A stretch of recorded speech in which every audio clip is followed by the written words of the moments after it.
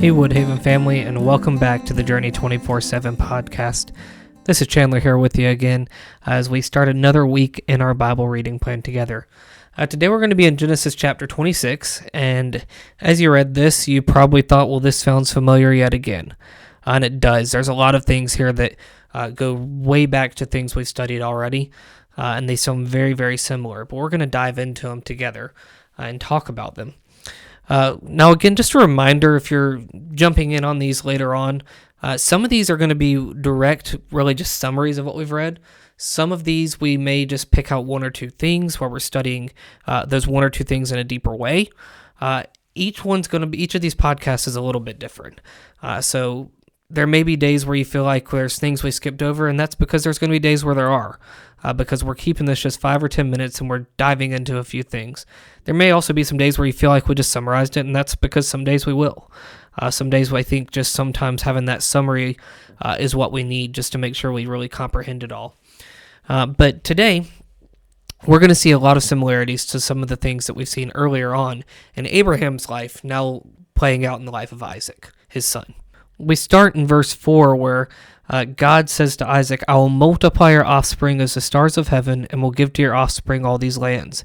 And in your offspring all the nations of the earth shall be blessed, because Abraham obeyed my voice and kept my charge, my commandments, my statutes, and my laws."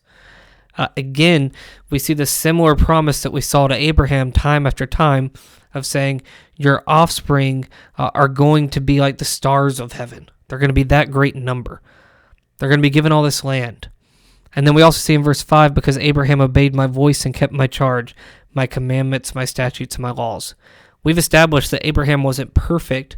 This is showing that none of us are perfect, but the Lord still recognizes us as his, because again, going back to Abraham's faith was counted to him as righteousness, in the same way our faith is counted to us as righteousness, and we are made pure in the eyes of God. That's what we're seeing here. And then we see Isaac and Abimelech. Now, if you remember, Abimelech is somebody we saw have dealings with Abraham as well. There's an off chance this was the same Abimelech, but most likely this is actually Abimelech's probably son or grandson, just because of an age thing. We doubt that the original Abimelech we saw is still alive. Could still be him, because we don't know for sure, but most likely was his son or grandson. But here we see the same exact thing that we saw Abraham do twice. Isaac goes and he tells everybody that his wife Rebekah is actually his sister, because he's scared that they will kill him to be able to have his wife. We saw Abraham do this twice. We now see Isaac do it. And we're seeing these people that have a trust in the Lord, have faith in him, still have these moments of weakness where they try to do things on their own and don't trust in the Lord's promises. Now, Abimelech saw Rebekah and Isaac laughing together, and he says, "Behold, she is your wife. How then could you say she is my sister?" And Isaac basically says, "Because I didn't want to die because of her." And in that, we're also seeing how Isaac is not living in the way that a husband should be. A husband should be willing to die for his wife. A husband should not want to put his wife in situations where she is going to get taken advantage of. Isaac did not love his wife, Rebekah, well in this moment at all. And Abimelech realizes the severity of this situation. He says, "What is this you have done to us? One of the people might easily have lain with your wife, and you would have brought guilt upon us." So Abimelech warned all the people, saying, "Whoever touches this man or his wife shall surely be put to death." And so the Lord, in this situation, again, he ordains all things. So he again still provides a protection here over both Isaac and Rebekah. And then in verse 12 it says, "And Isaac sowed in that land and reaped in the same year 100-fold. The Lord blessed him, and the man became rich and gained more and more until he became very wealthy." So the Lord continues to bless Isaac, even though, again, Isaac wasn't a perfect man. Now, it's important to recognize that the Lord did bless Isaac, but Isaac did not deserve these blessings, as none of us do. And the Lord still would have been good and faithful to Isaac, even if he had not blessed him in this great of a way.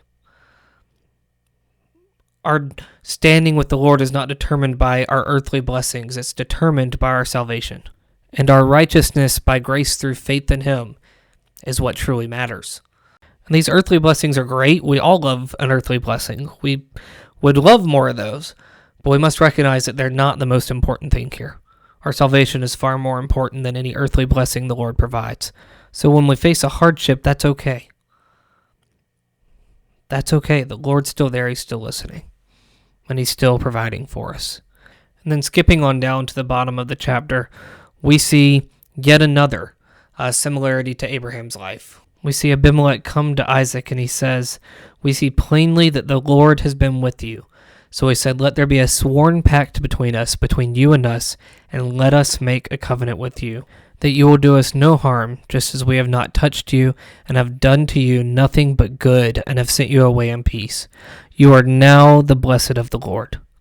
So he made them a feast, and they ate and drank, and in the morning they rose early and exchanged oaths, and Isaac sent them on their way, and they departed from him in peace.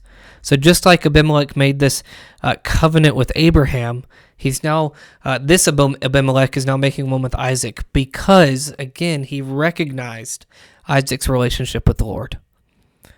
We talked about that in a few podcasts back, a few chapters ago, when Abraham had this, that while we are not in the place that we have some special line to the Lord that any other believer couldn't have, no, all believers have the same relationship with the Lord. They have the same ability to converse with the Lord. But we talked about how non-believers should be able to see that we are different. They should be able to see that we have been transformed by the gospel, and that should stand out to them. That's going to wrap us up for today's study. We'll be back here tomorrow as we jump into Genesis chapter 27 together. Hope you all have a great rest of your day.